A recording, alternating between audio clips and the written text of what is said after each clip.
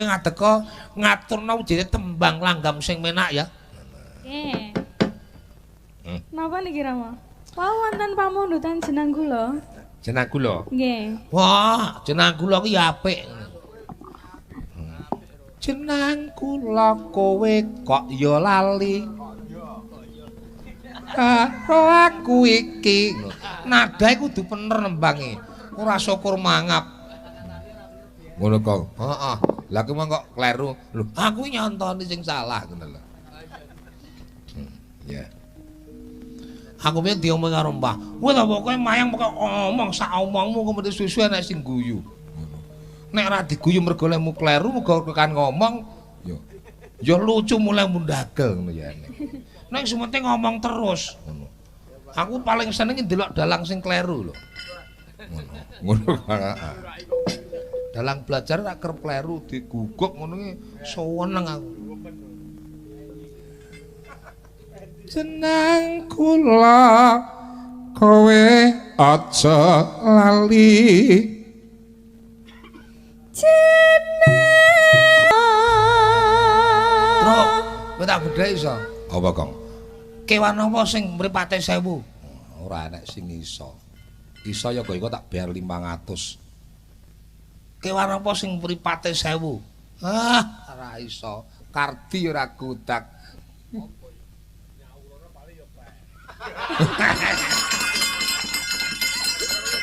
Alah, ora iso. Kewan mripate 1000 ora ngeroh. Ayo, kowe nek iso apa di? Ngono. Apa sih? Ora teko. Napa niki Rama? Ya teri sekilo dibuntel plastik.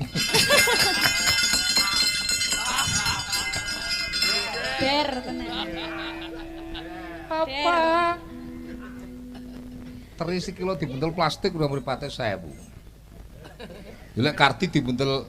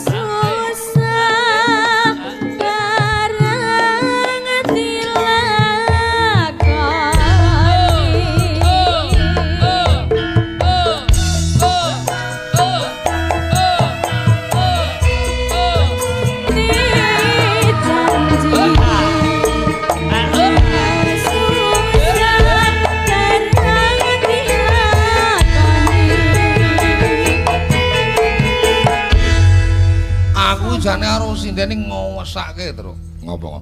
Ya ene nembang yo to. Jengklek ngono. Karepe lho piye lho. Ngono tembang Ika Jumeneng, Monik Jumeneng. Petung anda? Wis petung. Petung anda. Enek waktu petung. Iki petung apa ora? Enek waktu petung 3 jam itu masih. Petung asik aja kesusu. Wis petung asik. Lah ya, wis kan. Wis kan 2 jam itu 2 jam. Ngapa kok petung 2 jam iki apa? Lha nyantai kan ngeten iki to, Bos. Nyantai. Dagelan iki enak ya. Dadi dagelan iki enak. Ngene sutoh. Kok nek aja kluthuk iki apa-apa nunut sampean ya. Mobil nunut sembarang nunut. Wis nggo dhewe kula saiki kok. Nggo dhewe. Mobilmu apa saiki le? Don. Odong-odonge kok dol ora? Tak doke Mas. Wis. Wis ganti saiki ya. Ganti sakniki wis alhamdulillah. Angsal dongane panjenengan sakniki wis kula ngalung idul beto super mini. Diaturke. Lagune medley. Medley, yuk, wis tetes. Iki mau ana sing mundhut tak lelo-lelo ledung. Wis mengke dilayani wonten ing gara-gara. Seta to. Titik lho dilayani iki mundhut laku kok tak lelo-lelo ledung ya, Bu. Oh, nggih. Heeh. Background-e ngono tetep. Ayo Bu Anik diangkat. Tak lelo-lelo ledung. Aja nganti ra dilayani. Oke, penting niku lagu Jawa. Oh iya no, santai bae tenan. Yo to santai wae. Kula yo santai. Tak lelo. Nadane semono kuwi lho. Aja kengesoren. tak lela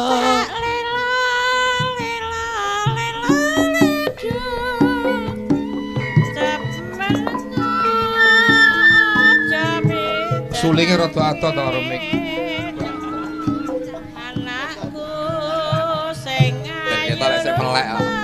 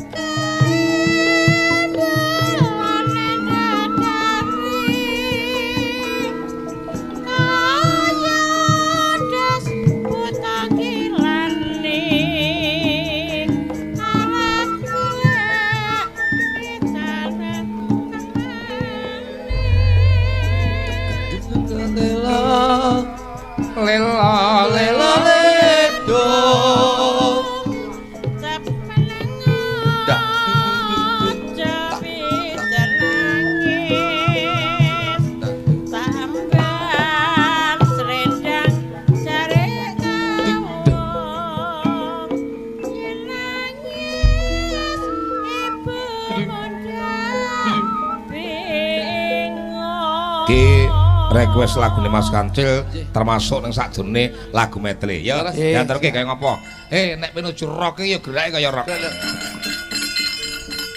ya lah minggu ndi dah minggu Sri Uneng dah luwe becik patenono timbang pisahan lan yang sulistyo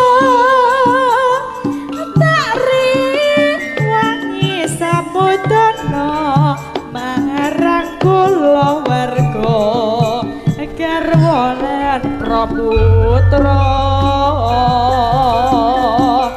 liwat kijange alisme kuwasa glenda rasane ati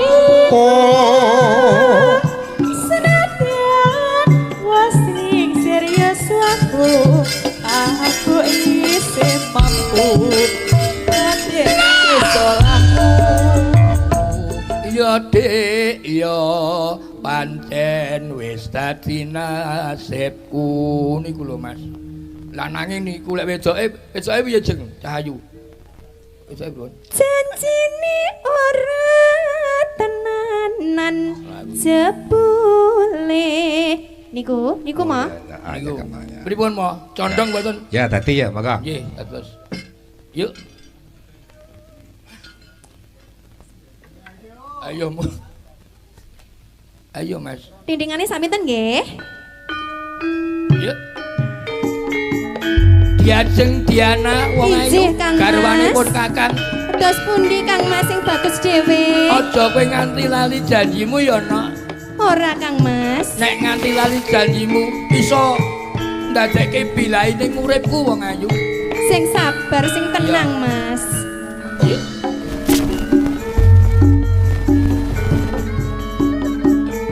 janjine ora tenanan jebule krimian dadi grojogan saben-saben tieleng nanging sajake kok anteng wae puluh wis bejaku iya Dik iya pancen wis dadi nasibku tak suwun marang sliramu aja dadi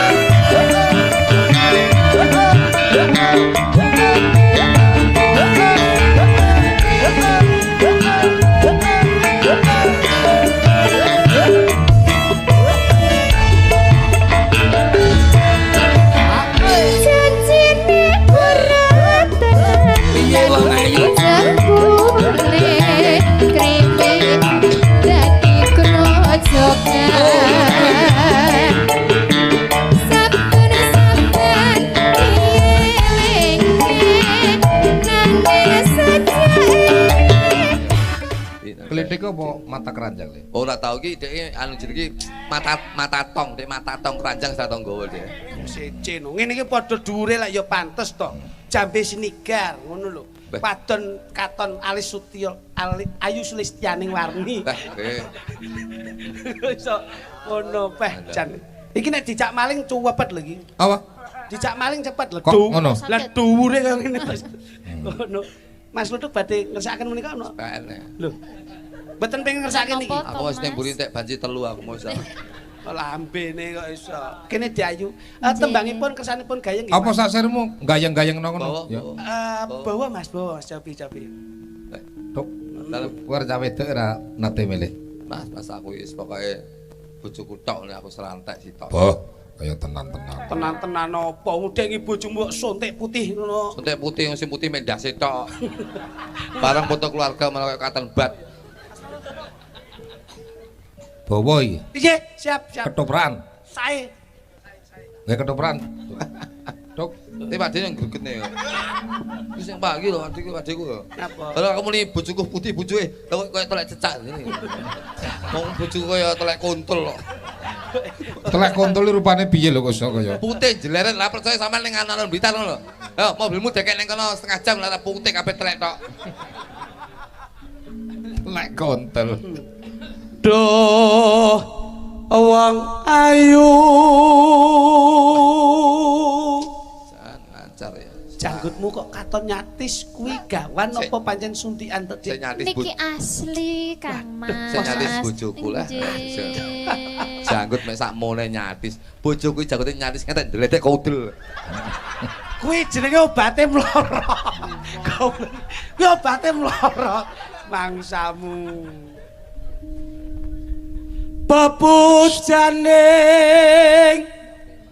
ati kaya Mas. Sehat ya. ngene wong nandang Neng darungane enek lomba. Aku yo kuangen. asmara Aku dengi lihat gaprang jane ape makan. Etane gaprang. Lho lihat Mas wayangan jeneng ning gaprang. Bukti katresnanku marang sliramu. Jenengan wayangan dengi lho ning kono ku lho. Kayak Mahmud lho. Loh, aku ape mampir rono, jenengan ki pas mayang teng ngriku tapi kula isu. Mas tak pesenke kopi apa piye? Lah wong kene gandrung ngomong-ngomongan wong loro malah ganyik dhewe. Jane ngerti pagelaran apa ora? Dagelan karo dalang kok meh padha ki lho rumangsamu. Mbok menghormati sithik. Ojo kakek ngomong lho. Lah ngopo? Judul rezeki Pak. Ora celintik sanu. Mas Gondrong ki ngoten, kaya ngeten kok jenengan nimbangi niku lho. Loh, kowe iki piye to? Kudu lek jenengan niku memperhatikan pagelaran. Jawane kangen. Ane kangen keloni no.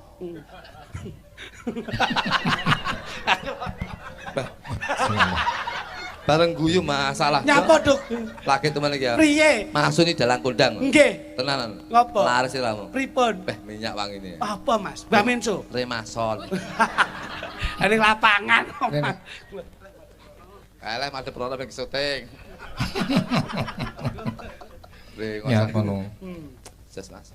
Coba kene caket to marang pun Kakang diajak. Ya, Kuwi dadi apa ketoprak dadi apa? Oh menika garwa kula no. Ora maksude iki dapuk apa, ketoprak apa ngono enek jenenge ben apik. Nggih, paling mboten. Apa sida beksa karo si Tanjung? Ampun niku kerep niku. Anu Apa? Setyawati kalian Prabu Angling Darma. Oh, Setyawati karo Angling Darma. Nggih no. Iya ya. Bojonegoro.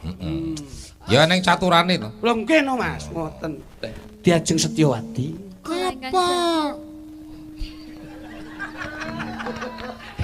Terah lagi suwung tok no. Wis suwung sian ngono. Lah kok sing nyauri malah dukun pijet gaprak. Niki lho Mas Gondrong. Lah iya to. Oh, suarane kayak Mas Gondrong Oh, lho. iya, iya, Pakai suara dalam. Dalam nduk. Tapi aja jeru-jeru iki bojoku kejeron lah kok. Sudah sing tenan. Ayo beda kok iso. Diajeng Setyawati. Kula ingkang dawuh Kang Mas. Yen aku keprungu suaramu bombong sajroning atiku. Diajeng Setyawati. Dawuh Kang Mas. Kaya-kaya kadudut rasaku yen nganti bisa cecekatan marang sliramu Diajeng Setyawati. Apa ya kaya mangkono Diajeng? Kula semanten ugi Kang Mas. Ketoprak kentir iki. Wah kaya Lah karo ora. action iki yo niki. Guyune ya aja kaya ya Siti ae lho, Bos. Guyune iki Siti. Oh Siti. Diajeng Setyawati. Dawuh Kang Mas. Pancen kowe garwaku sing banget ndak tresnani. Apa ya semono uga kowe tresno marang aku, Diajeng? Saestu tresna kula dhateng panjenengan tulus tekan batin. Malah kaya kalkun. Kleru neh. Apa-apa kok kleru lho. Apa-apa kok kleru kok iso. Duh dewa. Nah, tak omongin. Napa? Kaya melu ngomong nyapet iki. Manuta. Lumaku marang sandinganing Ki melu. Rama ya. Halo. Duh dewa. Mlakumu kok kaya seyek-seyek ya to. Awang Setyawati mlakune kudu nek ya lho luwes. Lah kok mlakune seyek-seyek. Kira apa? Lha to, matno jajal kon mlaku lak lho. Diajeng coba kowe mlaku rene diajeng sedilo wae. Nggih wilujeng dalu Rama. Suaramu rada gede-titik no. Nggih wilujeng dalu Rama. Nah, kuwi ngono. Dadi eneng bobote. Nggih. Nek nyenti-nyenti mung kaya buane. Nggih, wilujeng dalu. Buani. Heeh. Ya, kena jumeneng ya. Oh nggih. Ya. Senok kowe nembang ning kene. Pripun? Kowe nembango head Napa? head will go on. Oh. Bahasa Inggris. Apa judulnya apa? My heart will go on. My head gitu. No window. Ya, lakune. Ngene. Refe langsung refe. Ora sik to ning kono ngadeg kono. Pitungku apik-apik kowe karo aku. Aku tukang ngobit ning sinden. Pripun Rama niki? Ning kene ae, ning kene cedhak. Lah masa to mriki? Heeh, drama itu gambarannya apa? Gambarannya ceritanya apa? Itu ceritanya kapal Titanic itu loh, Rama. Wah, lagu Titanic toh? Iya. Masalah. Niku. Iya. Semerap Rama. Ngerti no aku. Jan penggemar bahasa Inggris berarti jenengan. Film bahasa Inggris itu loh, apa namanya? Kapal Titanic itu loh, Romo. Aku bahasa Inggris sih pinter. Biyen jurusanku bahasa Inggris. Ning gandeng kesuwen basa Jawa. Nggih. Kuwi angel ngecakne. How long do you stay in Paris? Yes. Iso to? Napa niku artine? Lah aku ya ora iso to. Mboten. Wis ora sawuman Inggris-Inggrisan nek ngono. Ning kene coba Titanic mah lagune piye? Ayo lagune sing nadane rada dhuwur lho. Dramamu kowe ngguyu ora kena. Dadi kuwi konsen serius. Lagune rak mengutarakan atine wong sing susah to. Nggih, leres. Menghayati. Penggayati dadi tangane nekuk ra entuk lek mekar ya mekar ning dhuwur. Dadi ngono. Nadane Mas kurang tinggi.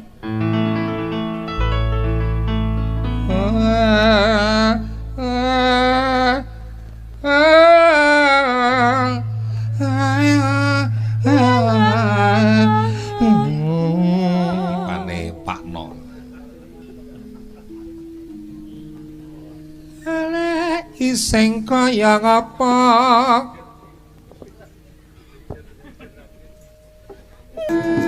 wis jamak lumrahe yen wong urip coba lan gedene gedhe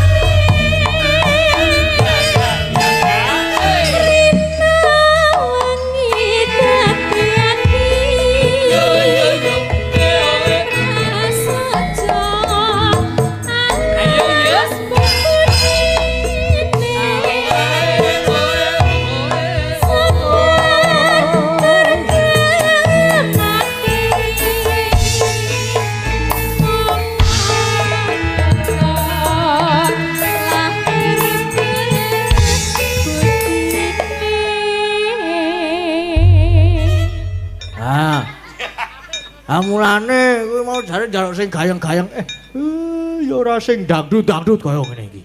Ngelingi umur. Wis tuwa kaya ngene kok isih dangdut-dangdut iki karo dikandhani ya apa ora? Dadi aduh yung. Modal syukur kowe syukur. Syukur kowe. Gareng mau sing njaluk duaku.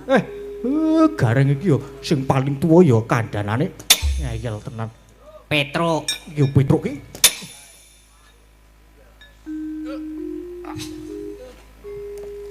Biru punya cinta kita berdua.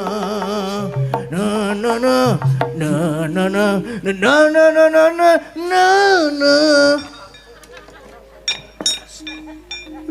Sopo iki sing iki?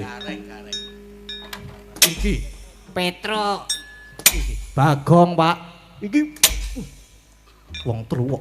Gleleng kabeh, ngeyil kabeh. Ditumpake kereta. Bagong bosok. Ditenono. Gek dosebo. Ah, kamu ketahuan, tiba ning dalan. Aku sok wedi nek ngono kuwi. Ayo wis mbok yo wis rasa digodani. Iso dororo apa ora? Iso dosebo apa ora? Sebo, Pak. Sebo, Pak. Mah, anu sebo, Pak. Ayo. Jeruk kon. Aduh. Mer. Sopo nyeluk aku mau? Sopo marmir? Iku cah wis do tuwa kok ora ngelingi. Padake.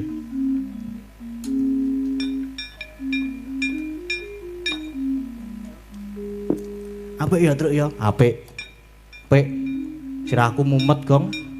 Aku ya mumet kok ket mau kok aku mau nek kon mumet dhewe iki. Aku rasane nek kon mumet dhewe. Ya Ding, ngetuke sapa ta iki? Pendhita Nom. Apa? Heeh. Pendhita Nom. Wih, Nom anyar, bendara anyar iki. Anyar, Gong. Pelit ora? Nek pelit aku mau lho aku.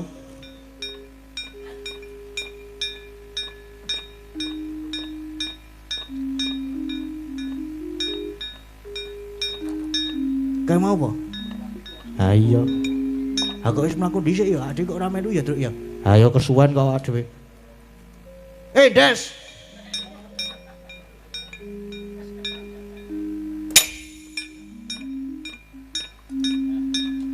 Mudar kowe. Ya wis gek do sebo wae ayo, engko ndak selak dijeneni bapak karo kae mau. Kowe iki janjane nek ngono kuwi sok iso kualat lho, Truk lho. Lah kok iso? Lah genah apa jenenge Pendhita Nom kaya ngono ki mesti ampuh ora jamak-jamak. Ha iya. Jenenge sapa to? Begawan Madukisma. Mambu berarti. Ya ora. Begawan sapa jenenge? Reng Madu Brata.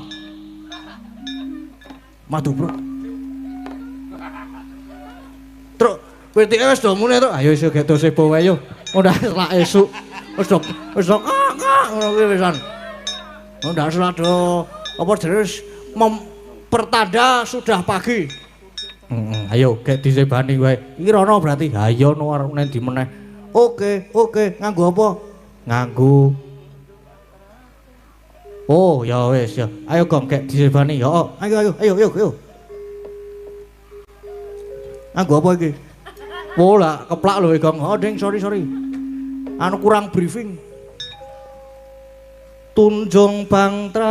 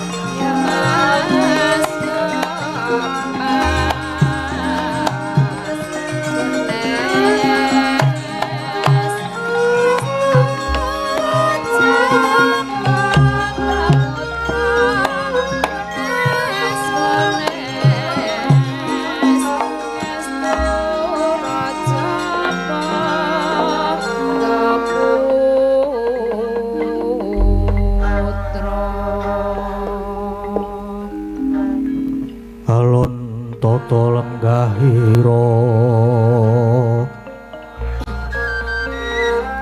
risang marta tameng dasih misudan dono raras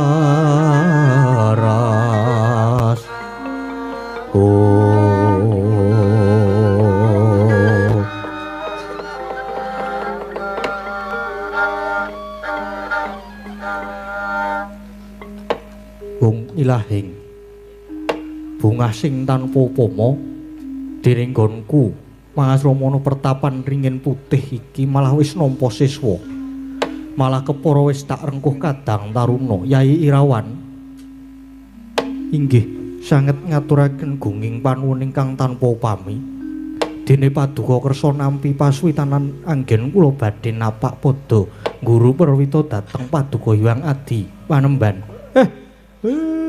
kula nggih matur nuwun dene Semar anak-anak kula wonten mriki nggih pun dirangkuh dados keluarga iya Kyai Semar malah aku ingkang matur nuwun krana Kyai Semar iku bebasan pusaka bisa kandha jimat bisa ngucap pun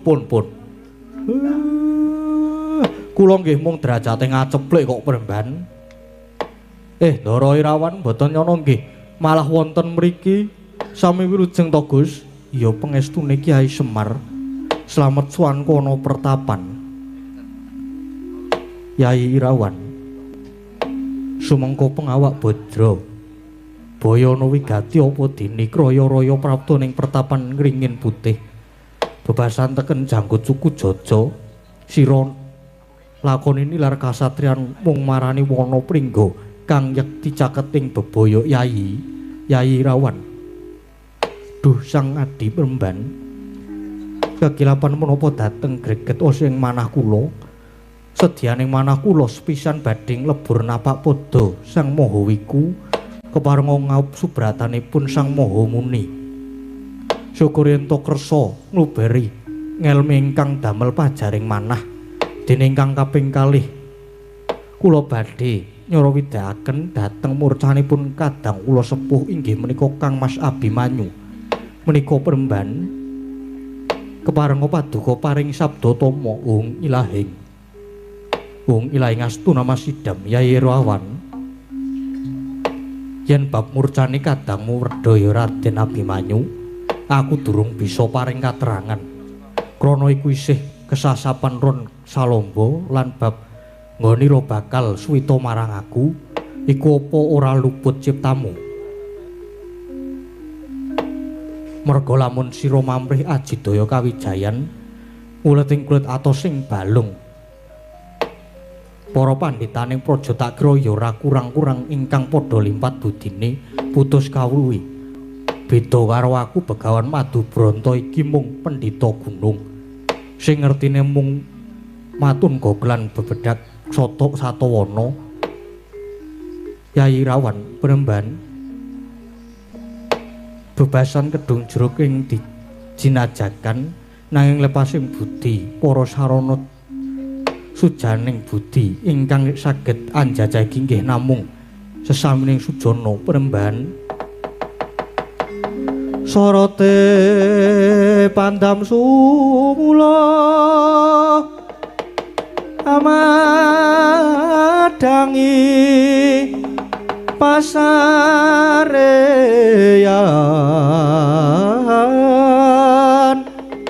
ngenangi wadana remu-remu kalingan hangrangang sang tiah manangkung sumungkem guling sang kakung rerepa baboe maneman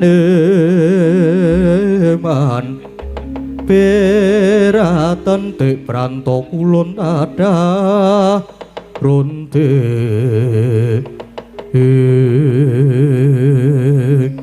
Yai Irawan nyoto pratitis nanging kaya durung titi wancine pun kakang medharake ngelmu marang sira Yai pragani Yai Rawan saiki sawetara mapan dhisik ana pungkuran. Kyai Semar lan anak-anak muga mangkono.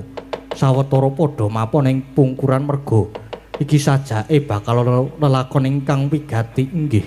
Matur sembah nuwun Penemban lan sendika ngestahaken dawuh Penemban. Inggih. Ngestahaken dawuh Penemban. Ayo tole. Iki Penemban Begawan Madubronto bakal ana wigati.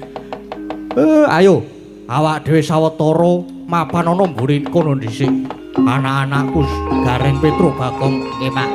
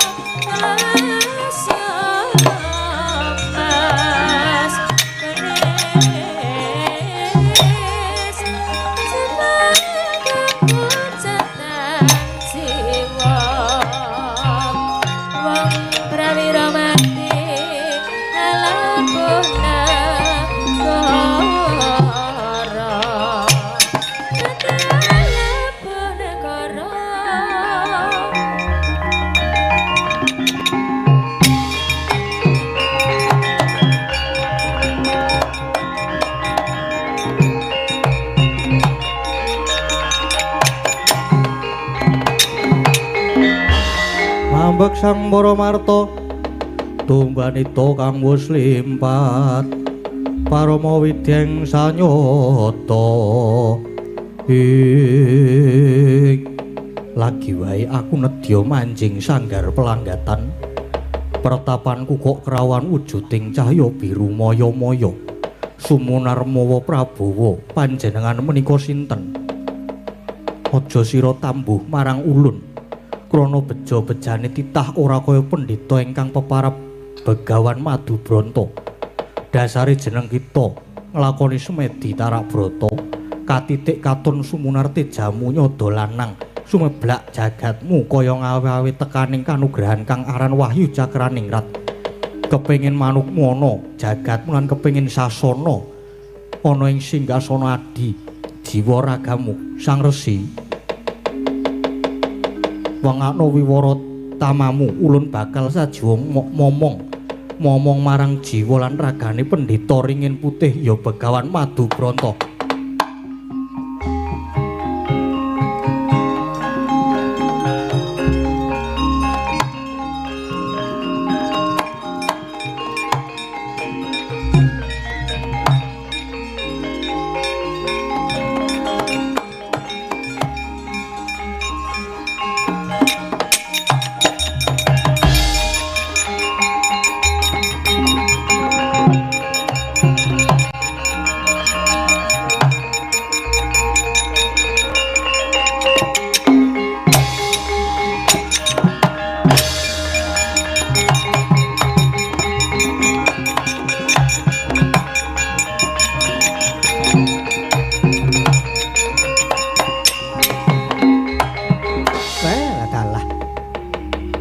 Nguyak Wahyu nganti keplantrang tekan kene sajake iki mapan ning pertapan.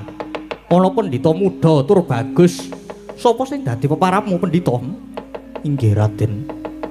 Ingkang kula kangge mangasrama menika pertapan Ngringin Putih.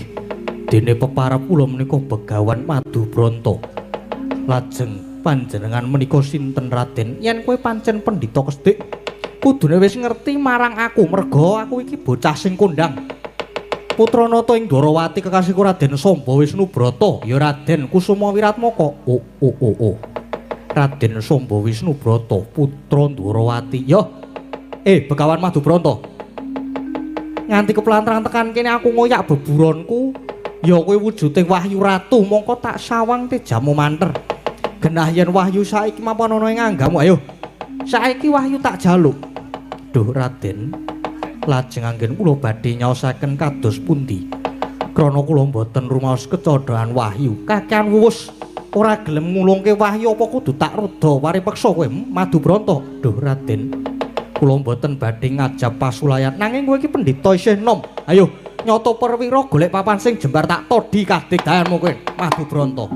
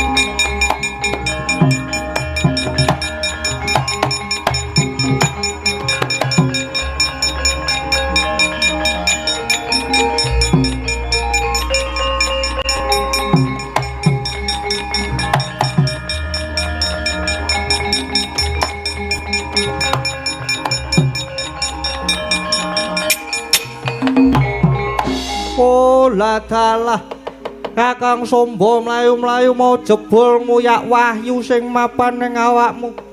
Kowe Begawan Madubranta. Halo. Aku ya butuh Wahyu kene. Wahyu tak jaluk ora gelem mulungke tanggo gatheng sirahmu kowe.